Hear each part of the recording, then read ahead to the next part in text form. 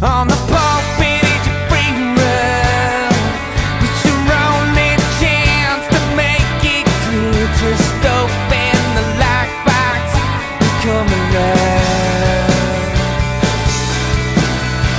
'Cause there you come, exploding out. You now, when you breathe, shout, scream, let it out, let it out,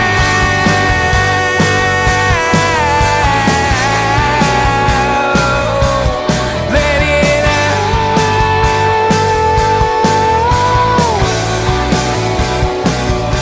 let it out.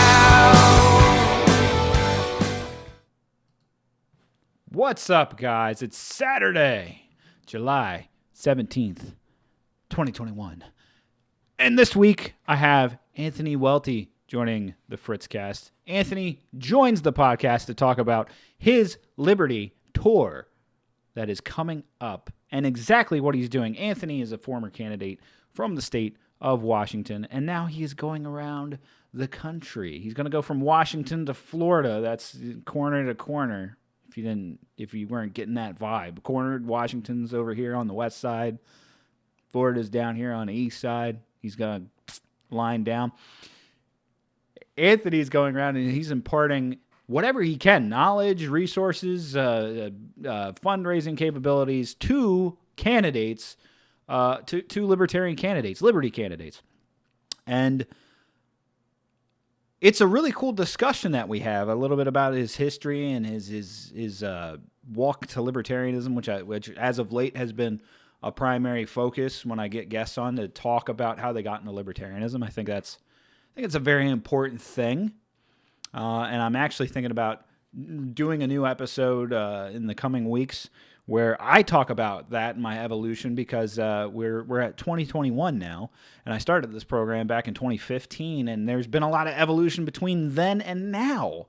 Not to mention the fact there was evolution prior to that, before I had a show and doing all that stuff. But Anthony comes on and he talks about a lot of interesting things live from his tour bus, man. It is an awesome, jam-packed episode. Can't keep you waiting. Can't talk about some of the other bull crap that's going on out in the world right now. But believe you me, I'm going to address Joe Biden's administration and some of the things that have popped up over this past 2-week period, especially, that I find extremely concerning.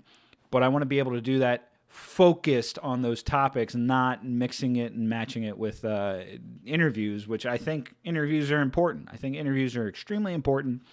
So buckle up. Yeah, I changed the line. I usually say tighten your seatbelts. Buckle up and get ready for this ride, because we're going with Anthony Welti around the United States right here, right now. Anthony Welti, welcome to the FritzCast, my friend. Howdy, howdy. How are you today? I am well, man. We just before we hit the record button, we were talking. It's hot where you're at. It's hot where I'm at. We're both sweating our butts off. Yeah, well, luckily I just got to take a dip in the pool for a minute here, but so hashtag blessed, right, as they say. Yep. It's count nice your blessings. Wow.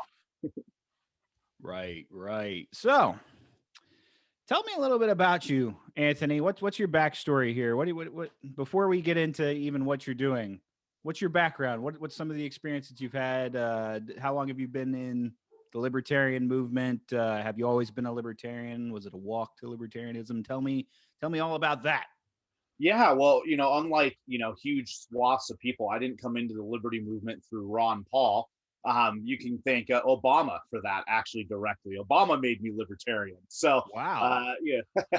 All of those statist BS policies that, started affecting my life personally is what kind of made me first wake up to, government corruption and, statism and stuff. Because prior to that, I was like everybody else, right? I voted every 4 years and looked away and then just went about my life. But you start seeing things affect you in a personal way. All of a sudden, you start paying attention more, and then you start thinking about getting married, having kids, right? You grew up a little bit different, things like taxes and regulations to your life start mattering. So through all that, I voted for Gary Johnson in 2012, and then looked away. And then by 2016, I decided I'd had enough looking away. So I got involved with the Gary Johnson campaign, and helped that here locally. And for the last couple of years, I've just been doing everything I can to help our state chapter here in Washington, the Libertarian Party, grow. I ran for office in Washington, statewide election, actually set records for vote totals, 325,000 votes in a three-way race. So we had a lot of success, reaching people, getting people to vote Libertarian for the first time. And then after that, I had the pleasure of going on campaign tour with Spike Cohen, the Libertarian VP for president last year. I was his tour manager for the 2020 bus tour. So I was lucky enough to get to watch him work every single day, talking to voters and rallying the troops. And it was just an amazing experience. And, now I'm kind of molding, some of what I've been doing with my campaign and what I did with Spike, living on the road, preaching libertarianism to the masses. Now I'm kind of taking that to a whole nother level and doing a national tour. Right. And you, in fact, right now, you are in your tour bus, aren't you? Yeah, the Liberty Mobile. So when I decided to run for office in 2020, I realized that we were going to have to do a lot more and a lot less, right? Libertarians don't have as many resources. We don't have as much experience. And, running a statewide election, I just realized that, immediately it was never going to be feasible for me to run, $1 million campaign, spending thousands and thousands of dollars at hotels, traveling the state, doing all the outreach that you need to do to win. So for the first year and a half, I ran a 3-year campaign. And instead of focusing, maybe 3 campaigns over 3 years, I did 1 campaign for 3 years. But for the first year and a half, we camped. I'd go to events on the other side of the state, and I just camp outside of town at a state campground or a private campground of some sort. And then go into town for the weekend, do the rallies, do the outreach, things of that nature. And it let me campaign on a budget, basically, and still be where I needed to be. By the final year of the campaign in September of 2019, going into the 2020 election cycle, a bunch of volunteers had been donating to the campaign, and we decided to buy this travel trailer. And I ended up quitting my job and moving my wife and son full time into the travel trailer, and we traveled the entire state of Washington for a full year campaigning, and talking about free markets and liberty and things of that nature. So we are in it for what I think almost 700 days now already. Wow. But yeah, so it's been quite the experience.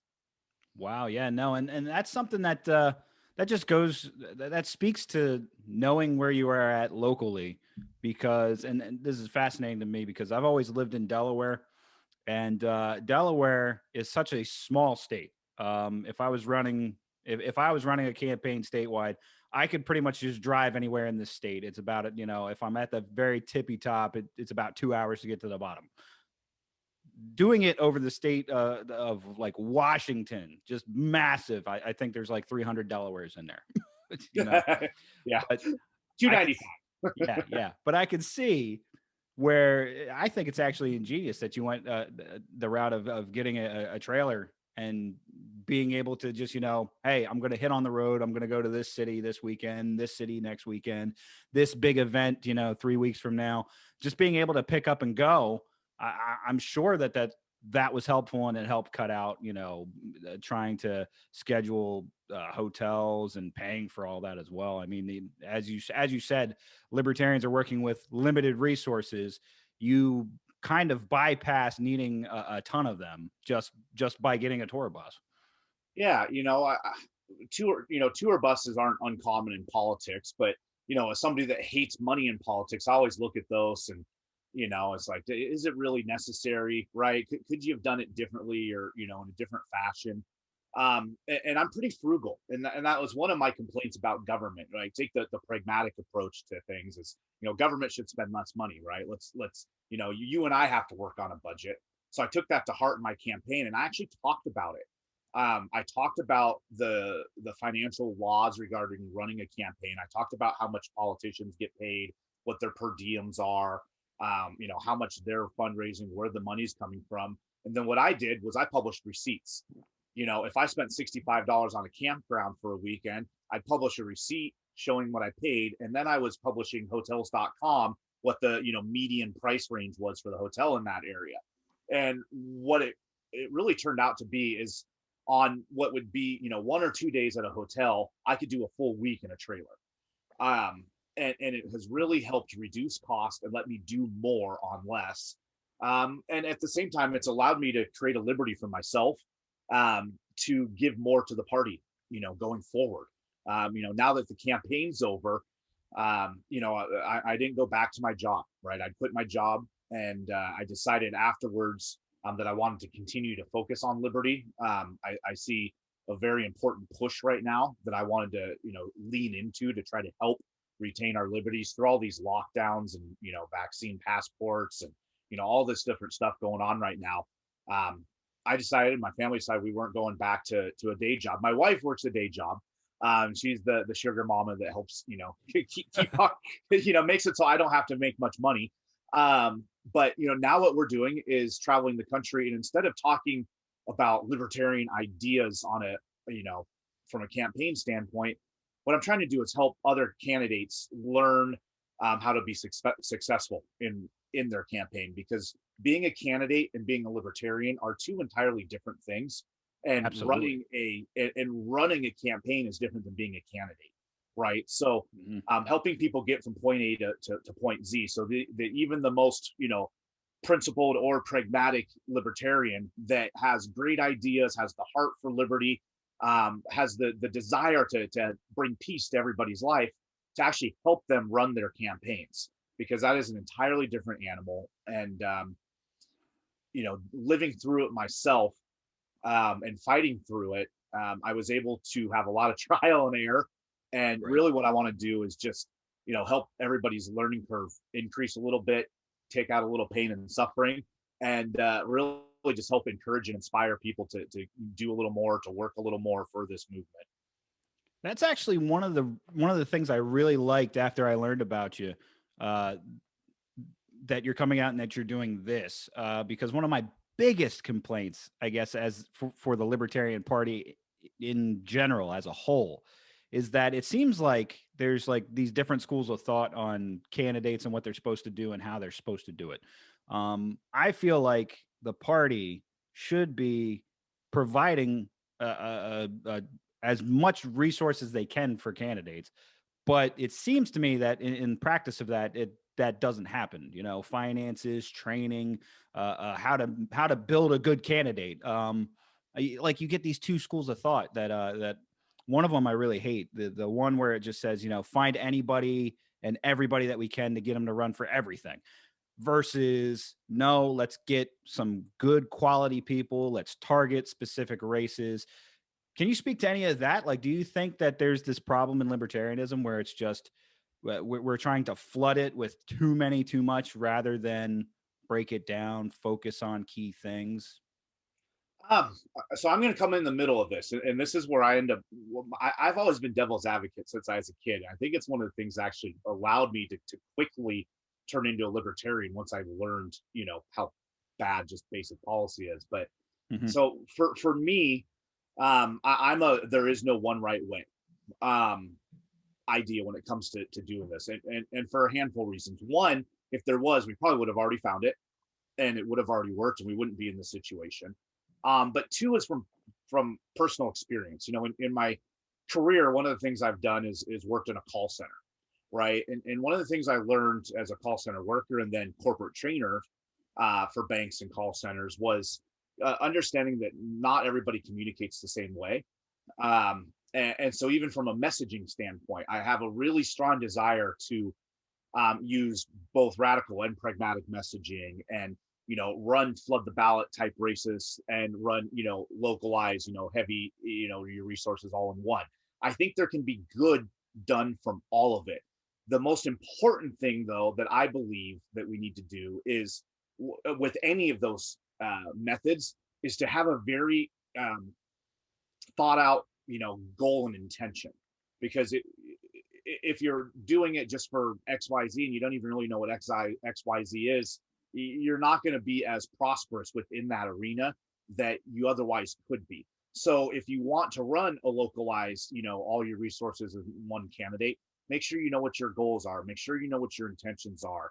And then on the flip side, if you want to flood the ballot, why? What is that helping? How are you going to do it?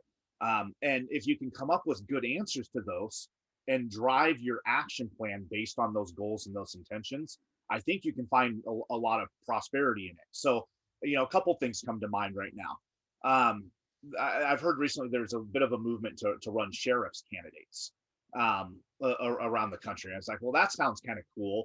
And you could really put together a real basic, like, here are the 7 different talking points that any average libertarian, sheriff's candidate might want to consider talking about.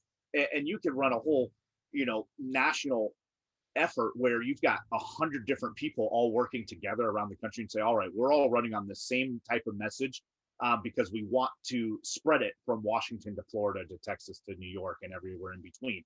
And you could do that for a cycle or two, right? And then after you do that, maybe you then, like, whoever's maybe built the biggest profile, the person that's built the best resources within the state within that effort, right? Then maybe you pivot your resources to running them for governor or something in that nature, and then they talk down ballot. So there's a lot of different ways to do things. Now, what I'm going to be doing as more of a kind of a candidate coach here is less telling people what one of those ways they should be doing or what their messaging should be, and rather just going into it and whatever it is that they've decided is their messaging or their goal, or their effort, is just helping them achieve success within that, right? So I can help both groups of people, both sets of ideologies, because right now the bar is very low, unfortunately. We only have a couple hundred libertarians elected around the country. We only have a handful of fully experienced campaign managers and campaign staff. Each state probably has 5 or 10 tops. That's not enough. Even if each state had 5 or 10, that's not enough. Many have 1 or 2 or 0 of these skilled type people that can really provide the libertarian candidates that knowledge and experience and to really elevate us to the next level. So for me, I just want to try to help a little bit, share what I've learned, and then that's kind of what the goal is. No, I think that's a good, worthy goal, especially because I feel like the resources for potential candidates and people running, I just feel like there's a lack of it there. I feel like a lot of it is, look, I believe you said the word sink or swim. Like, you're either gonna find a way and thrive, or you're just gonna coast. And it's not a world where, it's not really a world and an environment where coasting is going to work out for you, depending on where you're at. Yeah, I mean, I don't think so. I mean, I believe we need to be pushing forward. I see, like, for example, and I think in each state it's probably a little different, but like in Washington, for example, we're a blue state, so the Republicans here are typically very weak and at best playing defense. They're like, no more new taxes, not repeal taxes, right? They're just playing defense. And Democrats in the minority, or they're the minority party, I'm sure, doing that same sense of defensive tactics. I don't want to play defense anymore. I'm done asking for my freedom. I'm done lobbying for it. I'm done begging for it.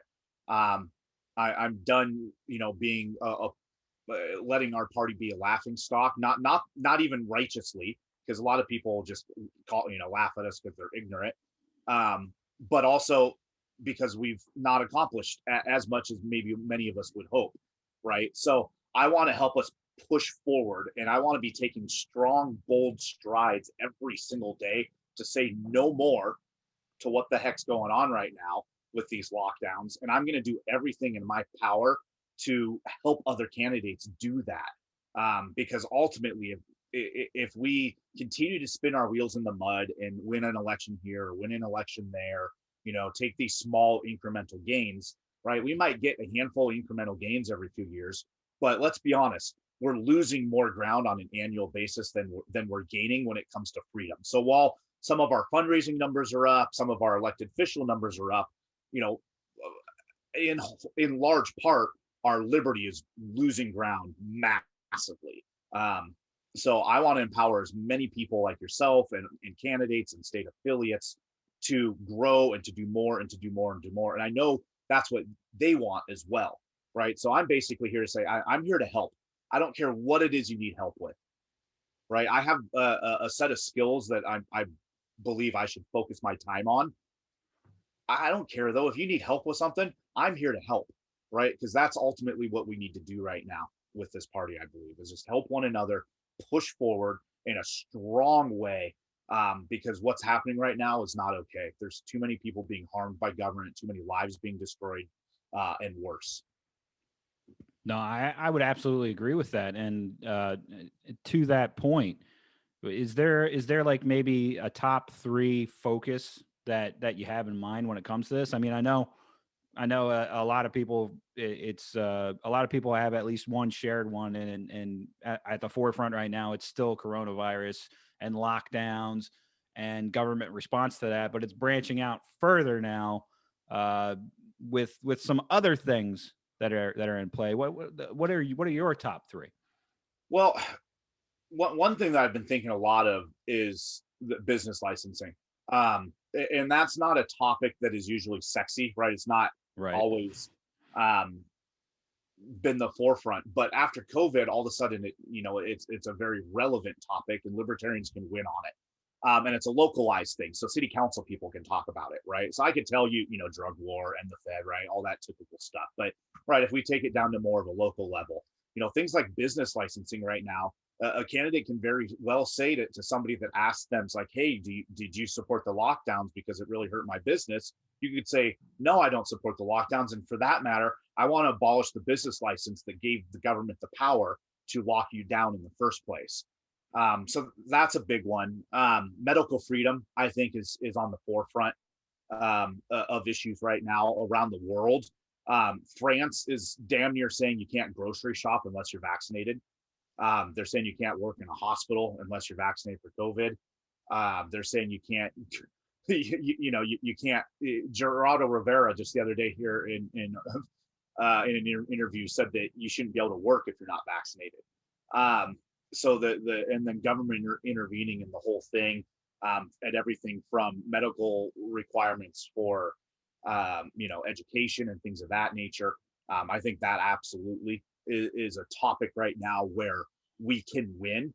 5-10 years ago, it was a fringe topic. It was, 2 or 3 people were, in your social circle, might be the ones talking about it, and they get labeled as the crazy conspiracy, anti-vaxxer. And fast forward to COVID now, and all of a sudden you got 30% of the country rejecting this, but 70%, wanting to lock you up and keep you in your home if you don't vaccinate. So the tide is changing, but we're being met with a huge amount of force right there. So I think we absolutely need to push forward so we don't lose ground on medical freedom. Yeah, no, I would agree with all of that for real. That brings to mind too. I don't know if you caught up today with some of the latest happenings, but I know Jen Psaki was saying something along the lines of what they're doing to control disinformation on Facebook and social media, and that it's not enough just to censor people on a platform now, which was really off the wall and kind of scary to me. That now they're talking about, because I guess up to this point, everybody's been saying, oh, well, Facebook's a private entity, Twitter's a private entity, so they can do what they want. But now we had a government official standing up there talking about, yeah, we're not doing enough to control misinformation and disinformation. It got into scary territory. I don't know if you followed up on that in the last couple of days, but. Yeah, I mean, I've seen a bit of it. I tend to ignore some of that conversation because I think we've all known for, a decade that these platforms and media and big tech were all going to go the wrong direction. It was just inevitable. So some of what I'm doing right now is trying to create my own platform, right? So I can work outside that system, not because I want a platform. I have no desire to be, some famous, freaking libertarian. I'm creating a platform so I can get onto my own system, right? And so, my website, theroadtoliberty.com, is my way of slowly getting off the social media and stuff. I'll have forums, chat groups, different ways to stay in communication with people. That's both for an outward facing front, because I can put out my blog and thoughts and ideas on libertarianism to the masses, but also so I can create a safety network of people that I know that, that I can trust if I need help, if my family needs help, right? So I encourage everybody to start creating a security and a safety for themselves, so that, the next time we get locked down, you don't have to run out and buy, 12 packages of toilet paper, right? We need to be building our communities. Agorism is going to be huge. So that's kind of a lot of what I'm focusing my energy on is understanding that even if it's not completely bad now, that, why put myself in a situation where I have to rely on it ever? Yeah. On the off chance it gets worse, why not prepare now? So, and that's new to me. I never used to think like that. My Facebook's never been censored. Actually, I have a gold star review type rating system, which is crazy. But for example, I went through COVID. I literally never mentioned the word COVID or vaccine for a year and a half. I didn't need to. I can talk about liberty without using their language. So, and I'm careful with what I post. But I'm extremely bold. So I'm actually, I'm definitely one of those extremists that they're coming after. Yeah. Yeah. No. And is there in your mind, is there a way that you can get messaging out on these platforms? I mean, everybody I think talks that big game about, oh, these platforms suck because they're into censorship and they're silencing people and all that. But they're what's there. Everybody's using them until you're banned or barred from them. Is there anything in your mind that says, play it strategically? I mean, obviously it sounds like there is. If for a year and a half you haven't talked or specifically mentioned the words COVID or vaccine, there's obviously ways to go about it and outsmart the system, so to speak. Yeah. I don't have a lot of technical tricks. I'm very, very much just kind of trying to figure out as I go, to be honest. I mean, my Facebook page has got like just under 7,000 people on it. That is just pure effort. That's just being constantly in the conversation and chat threads and on news articles, things of that nature. And then really what my goal there has always been is to find the low-hanging fruit. Early in my activism, before I had public pages and before I was thinking about growing the party and things of that nature, I would argue with people, right? I try to convert them in their thinking. And, every now and again, I still do that, of course. But what I changed to doing is I just try to find the people that agree with me and then bring them in on those topics. And then over time, expose them to the other ones. And some of them stick around and some of them leave. And then I don't take it personal. And if they tell me I'm evil, then fuck off, right? Then like, if you, whatever, right? We're going to agree to disagree, whatever. But I very much try to put out consistent, principled messaging, but I try to expose some of the dumb stuff that they do, not always the hardcore libertarian stuff, but just like, for example, through COVID, I wouldn't talk about lockdowns as much. I would make fun of why you can't go camping, right? Yeah. Or that, you can't play tennis, Mm-hmm. with somebody, and for me, that is almost like non-confrontational. It's something that, non-political people would look at and be like, yeah, that's kind of fucking stupid, right? Yeah. So I do that across the board, though, and I'd be like, why is it illegal for UPS to deliver mail to your mailbox?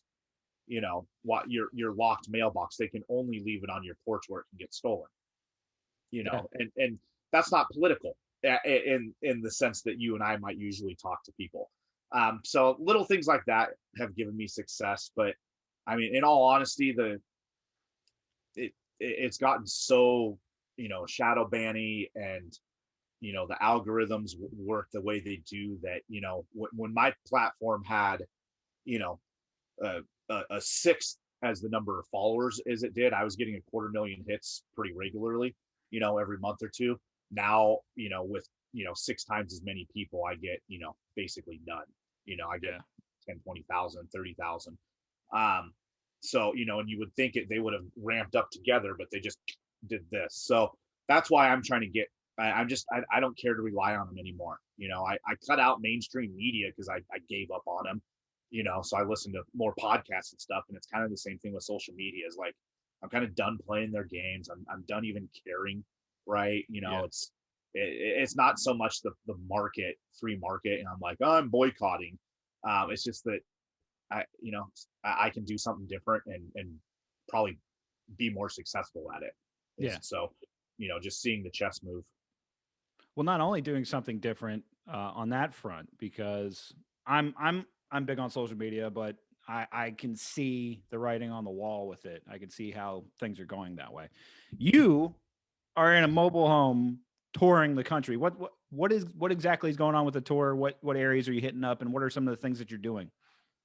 Yeah, so I mean, post campaign for myself, I was really trying to figure out how I can help. Right, what can I do with my time and my energy? And my wife and I don't plan on staying in my home state anymore. We want to change for ourselves. So running for office again wasn't going to make sense, right? Like I said earlier, I'm kind of done lobbying. So spending my time in the state capitol, begging for freedom. Not right now, but excuse me. See, there's my 6-year-old coming in. What I decided to do was, well, let me rephrase that. When I was chairman of the county party, one of the ways we grew our party was I brought people in and got them involved, and I'd ask them, what is it that you want to work on and what brings you joy? What part of this jazzes you up? And then what are your strengths, right? What are you good at? So I finally basically had, I had to start asking myself that, instead of asking other people. And, career wise, I was a corporate trainer at one point in my life. I teach jujitsu as a hobby. I love coaching jujitsu. It's one of my absolute passions. If I had complete liberty, and everybody had liberty, I would only probably be doing jujitsu with my free time. Right. So I have a set of skills where I can coach and I can teach, and I'm experienced at it. And I'm also experienced at running a campaign. So it just made sense to spend some time and energy coaching people. So that's what we're doing. Is we're traveling the country right now in the tiny house. We're going all the way from Northwest Washington all the way to Key West, Florida. And we're going to hit, roughly 20 states between here and there. And we're going to be doing short candidate training sessions for state or county affiliates, and just saying, hey, let's host a little 2-hour meeting. We'll have some beers, we'll have some dinner. And I can give you guys some coaching on, what worked for me in my campaign. Along the way, we'll be doing some public outreach, maybe a little civil disobedience along the way. Probably a whole bunch of pamphleting and stuff, right?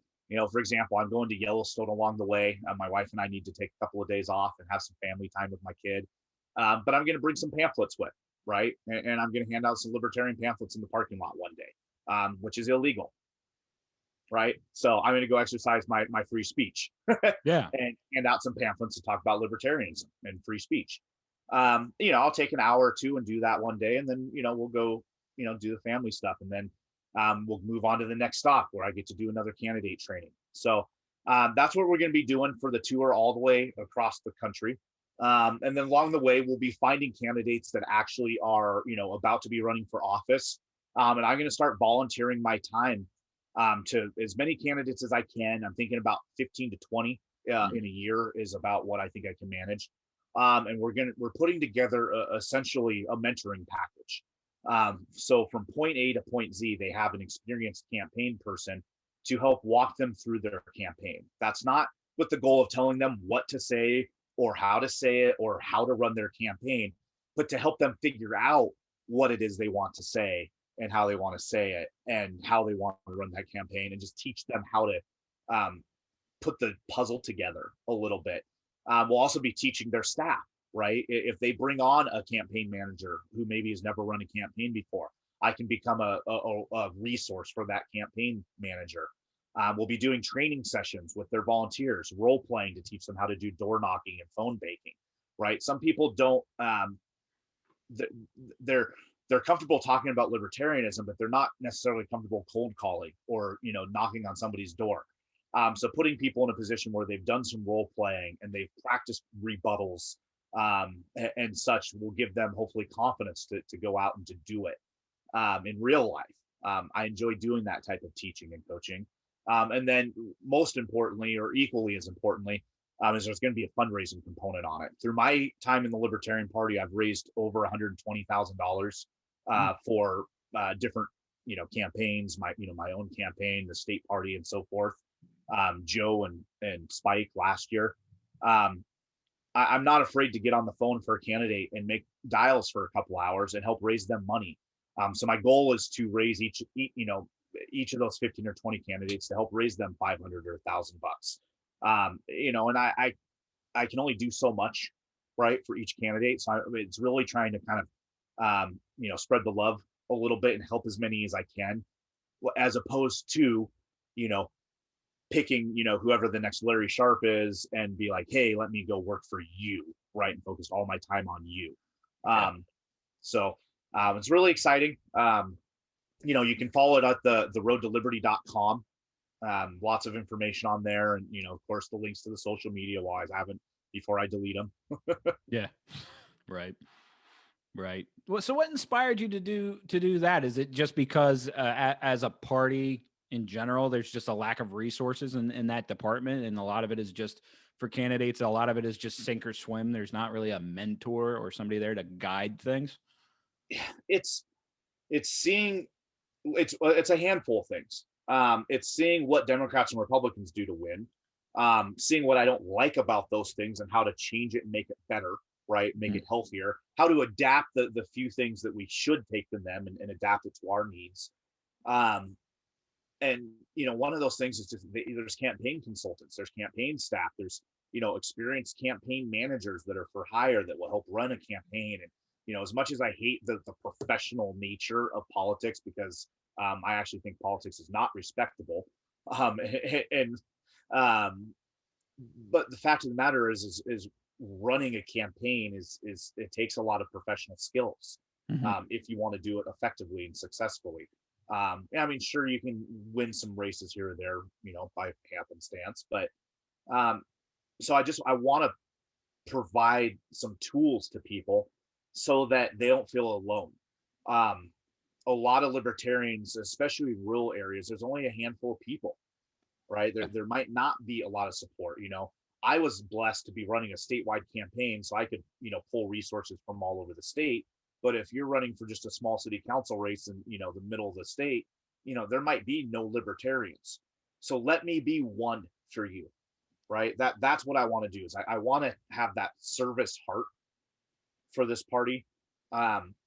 The inter-party drama and stuff that we all know happens really weighs on me personally. It doesn't make me feel good. And so I just avoid it, sometimes to a fault recently, I believe actually. But so for me anyways, this is my peaceful way of helping people in the party. It's my way of, not sitting on a committee and, getting hated on because I voted the wrong way by my friends and allies, right? And instead just going to be a friend and ally to those people. So and then the travel component is just, my wife and I are considering, we're looking to buy some land. We want to build a homestead, do some volunteerism with it. We want to do some, my wife really wants to work with at-risk youth. And I kind of want, I've kind of got this vision of having a self-funded food bank, all local produce and things of that. So we want to do a homestead, but we don't know where exactly yet. So we're thinking about, well, can we travel and grow Liberty? Can we travel and grow our own life, right? Set ourselves up for our next step.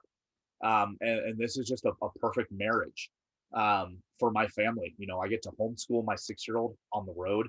My wife already had a remote job and the living in this tiny house. I mean, it's a travel trailer. It looks like your grandpa's travel trailer, but it's a tiny house on the inside. And I'm going to do a little photo shoot here pretty soon. We never did one in the campaign because I got really private.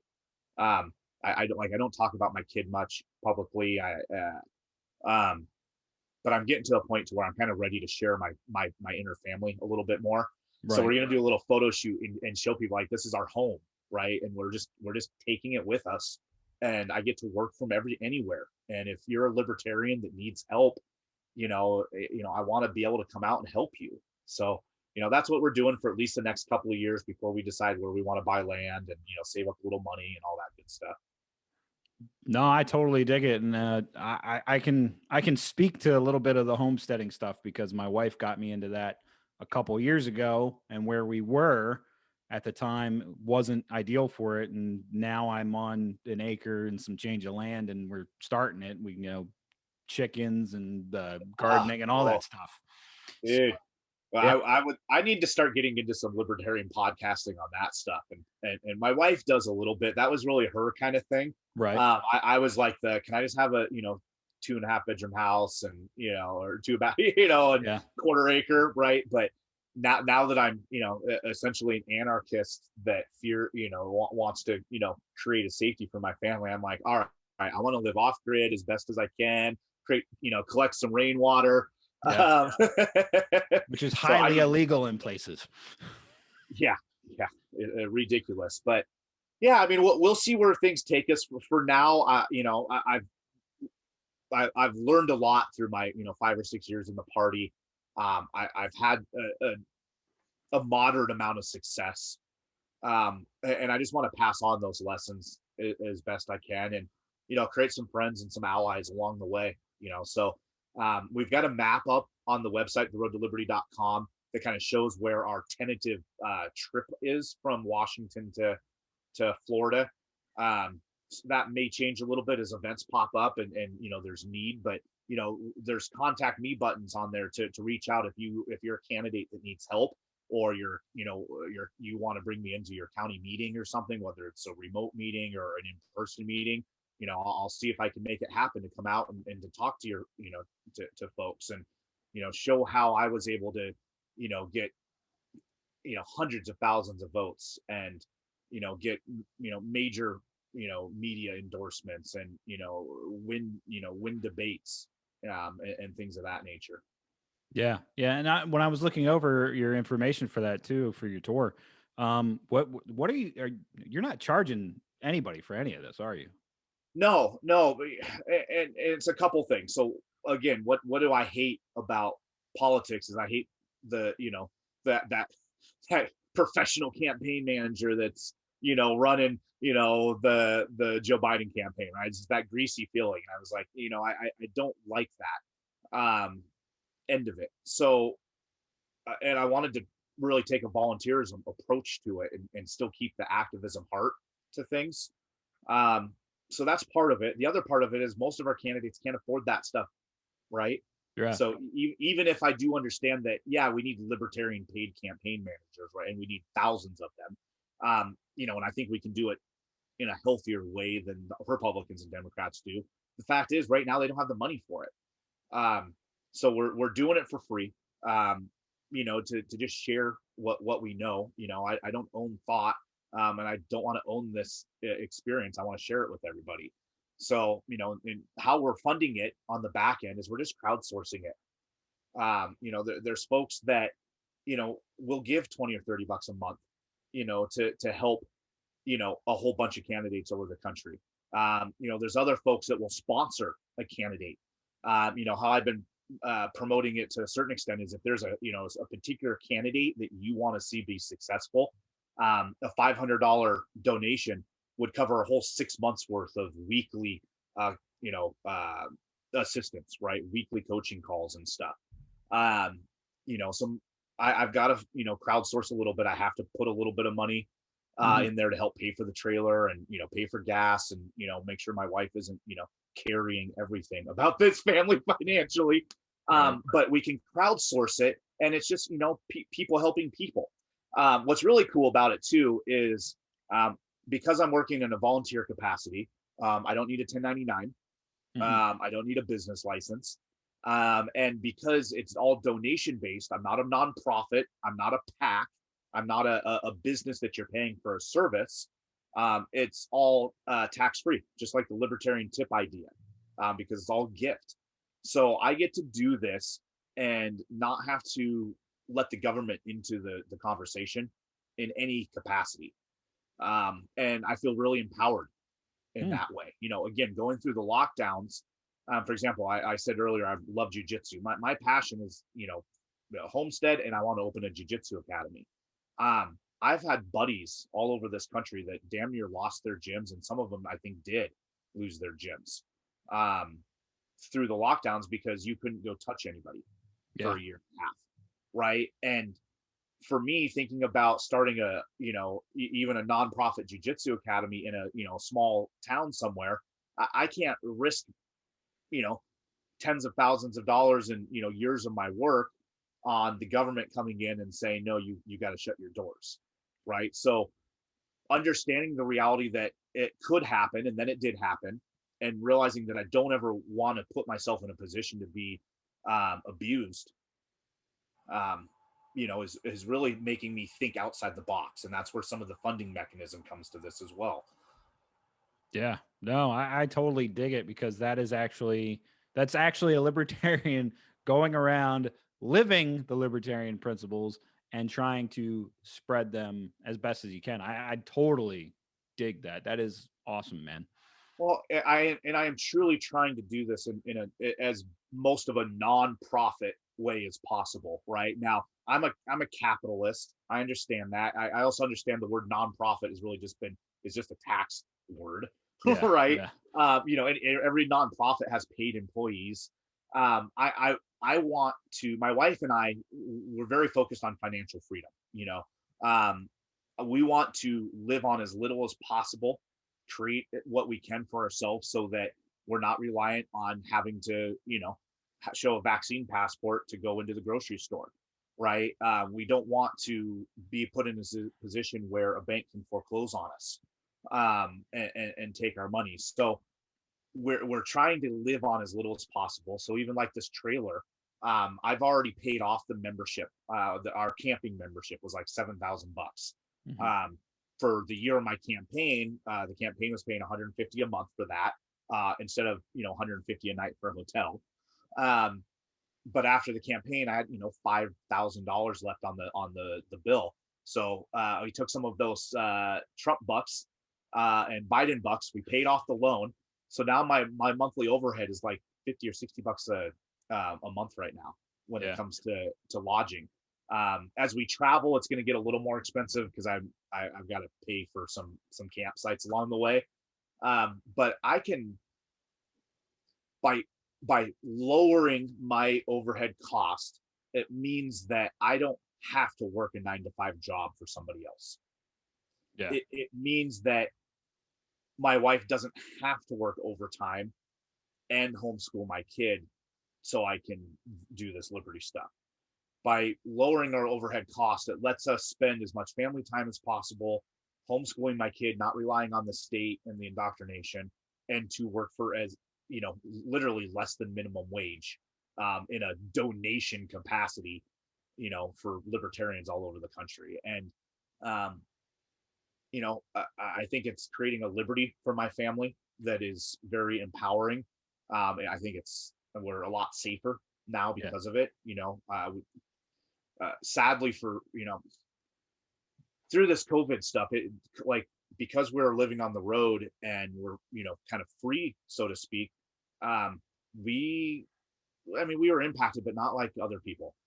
And it's because I'm already working outside the system, in an agorist type lifestyle. So part of what we'll be doing on the tour is telling that story, not because I think everybody needs to do exactly what we're doing, but to get people to start looking outside the box, and to also people that are already outside the box, but to be encouraged to see that other people are doing it. So, for example, Adam Kokesh has done the bus tour thing, the Freedom Tour. He's done the off-grid thing of building earth bag homes, which is what my wife and I want to do. I was already thinking about doing some of that stuff before I ever met Adam, but then I met Adam and got to see, like, holy shit, somebody else had these ideas and he's been successful through it and be able to create a life that he wants for himself. And that was empowering to me to be that much bolder in taking a chance. So I want to pay forward that type of education so that people can create a freedom for themselves. The hat here, my slogan through my campaign, and that I've now pulled over to the tour here, is be free. And this helps me be free. And I want to help others be free. And that's what the whole tour is about. It's a lot of different ideas all culminating into, this one kind of project, but really message and everything else. Awesome, man. No, I totally dig it. I'm looking forward to seeing you throughout your tour and seeing how that goes. I always give my guests the last word, though. So if there's anything that you feel like wasn't brought up and you want to bring up now, and then, of course, share them, your social links for as long as they might last, your social media links, and then your website as well. Yeah. I mean, again, the website's theroadtoliberty.com. Easy way to get in contact with me, but it's more importantly, I want to create, not the only platforms. I'd like to see dozens of these pop up, but I want to create libertarian social networks. The conservatives all went over to MeWe and stuff, and I'm like, I'm not really about going to trump.com, right. And whatnot. So, and I also don't have I'm not the only person doing something like this. Like Dan Texas and Steph Berman has something similar, right? Right. Right. So use my website to build your libertarian network. The purpose of it is to bring us together, to share ideas about, growing our county affiliates and our candidates, and, putting, there's a forum dedicated to candidates and their staff, right? Yeah. So you can go in there and just share ideas and ask for help. And what I really want to leave people with is the idea of offering help, right? Come into the website and tell people what you're good at and what you want to help with, right? Because some people are afraid to ask for help. Don't know how to ask for help. Don't they're afraid to ask a stranger to do something for them because they don't feel like they're worthy, right? I hear people say, "Oh, I don't like asking for money for donations because I might not win and stuff." But and I always want people to be encouraged to ask for help, because you're going to bring value to people's lives, but to also offer that help, right? So that people that are a little more shy, can still get the Right. assistance they need. So, that's all I've got. Just be free, everybody. Create freedom for yourself and for others. Want it for others, and be willing to put your heart and soul into it, because I fear that anything short is going to lead to much drastic situations than maybe what we have today. We're seeing it all over the world. I think we all know that authoritarianism is, on the rise, and I just want to help this party and our movement any way I can. No, that's awesome, Anthony. Thank you for coming on the show and breaking down Road to Liberty and everything that you're doing. And hopefully I can touch base with you throughout your tour, and then do a follow-up episode where you can talk about your experiences. Yeah, I'd love to, man. And I want to pick your brain here. You're ahead of the game compared to me when it comes to the homesteading. So, Oh yeah, absolutely. I don't know the first thing about growing chicken. Hey. I'm gonna try though. It's a complicated process, but I'm here to help however I can, Ben. Nice, thanks, man. Yeah.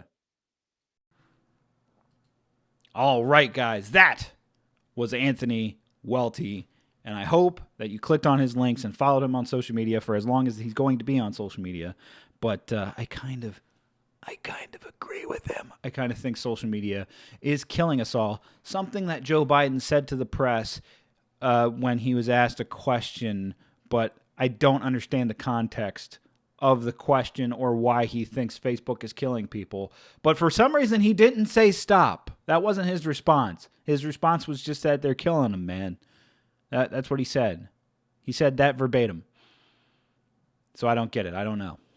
I don't know, but we'll figure it out. Guys, if you like this episode, subscribe to FritzCast. You can subscribe on Apple Podcasts, Spotify, Google Podcasts, your favorite podcasting app probably has me, all right? I'm on SoundCloud, Stitcher Radio, whatever. Find it. I'm also on YouTube. If you're watching, you know that because I'm only on YouTube.